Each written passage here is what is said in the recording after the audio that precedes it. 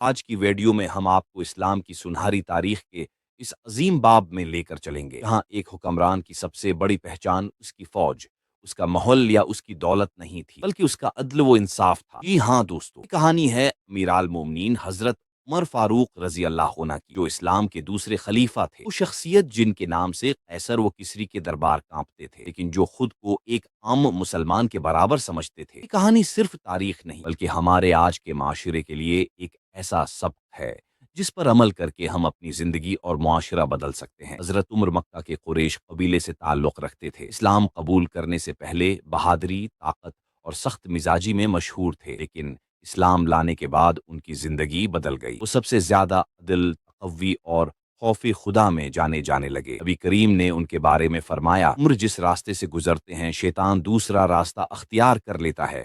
انہیں الفاروق کا لقب دیا گیا، یعنی حق اور باطل میں فرق کرنے والا۔ ایک دن ایک شخص حضرت عمر کے پاس آیا اور کہا، اے امیرالمؤمنین، ایک جھگڑا ہے اور میں انصاف چاہتا ہوں۔ حضرت عمر نے کہا، ٹھیک ہے، مقدمہ قاضی کے سامنے پیش ہوگا۔ اب عدالت میں مقدمہ شروع ہوا۔ حضرت عمر خود بھی فریق طور پر پیش ہوئے۔ قاضی شریح نے احترام میں کہا، امیرالمؤمنین، آپ بیٹھ جائیں، آپ خلیفہ ہیں۔ لیکن حضرت عمر مسکرائے اور فرمایا، نہیں، جب میں ایک عام شہری کے ساتھ مقدمہ لڑ رہا ہوں تو میں بھی عام شہری کی طرح کھڑا رہوں گا۔ اسلام میں انصاف سب کے لیے برابر ہے۔ منظر دیکھ کر لوگوں کو یقین ہو گیا کہ اسلام کا اصل چہرہ کیا ہے۔ فیصلہ ہوا۔ حضرت عمر نے اسے بلا جھجک قبول کر لیا۔ مرتبہ حضرت عمر کی جنگی ذرا بختر گم ہو گئی۔ کچھ دن بعد وہ ایک یہودی کے پاس ملی۔ حضرت عمر نے کہا، یہ میری ذرا ہے۔ یہودی نے کہا، نہیں، یہ میری ہے۔ معاملہ قاضی کے سامنے گیا۔ حضرت عمر نے گواہی کے لیے اپنے بیٹے عبداللہ کو پیش کیا۔ قاضی شریح نے کہا، امیرالمؤمنین، آپ کے حق میں بیٹے کی گواہی قبول نہیں کی جا سکتی۔ چنانچہ فیصلہ یہودی کے حق میں ہو گیا۔ یہودی نے فیصلہ سنا،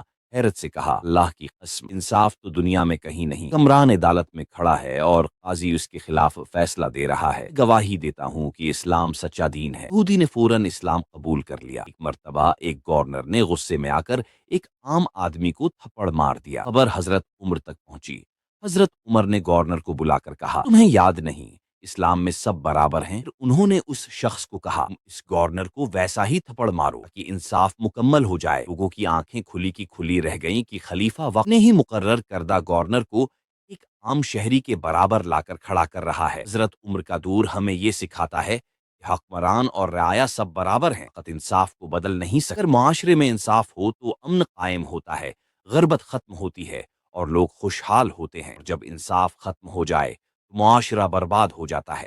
تھے حضرت عمر فاروق رضی اللہ عنہ کے عدل کے چند واقعات، ایسا عدل جس نے دنیا کو بدل دیا اور غیر مسلم بھی گواہی دینے پر مجبور ہو گئے کہ اسلام سچا مذہب ہے۔ اگر آج کے زمانے میں بھی ایسا انصاف قائم ہو جائے تو دنیا جنت کا منظر پیش کرنے لگے۔ دوستو، اگر آپ چاہتے ہیں کہ میں اسی طرح حضرت علی، حضرت بلال اور دیگر صحابہ کرام کی مزید کہانیاں آپ تک پہنچاؤں تو اس ویڈیو کو لائک کریں، چینل کو سبسکرائب کریں اور کمنٹس میں عدل ضرور لکھیں۔ اللہ ہمیں بھی انصاف کرنے کی توفیق عطا فرمائے، آمین۔